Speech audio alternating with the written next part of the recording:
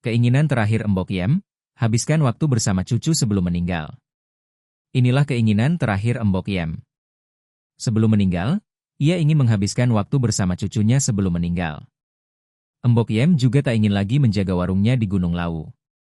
Permintaan terakhir Mbok Yem, pemilik warung legendaris di puncak Gunung Lawu sebelum meninggal dunia, dikuak pihak keluarga.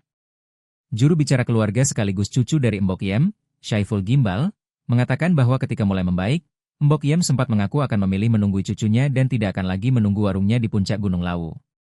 Gimbal menyampaikan, terkait siapa nanti yang akan mengurus warung legendaris Mbok Yem di puncak Gunung Lawu, hal ini akan dibicarakan lebih lanjut.